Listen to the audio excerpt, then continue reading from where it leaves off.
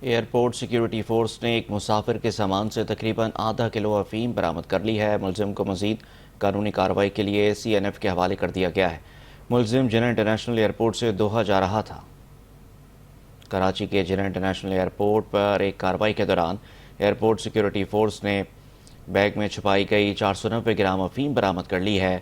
ملزم کو مزید قانونی کارروائی کے لیے ANF کے حوالے کر دیا گیا۔ ASF نے کراچی انٹرنیشنل ایئرپورٹ پر بروقت کارروائی کرتے ہوئے منشیات اسمگلنگ کی کوشش ناکام بنا دی۔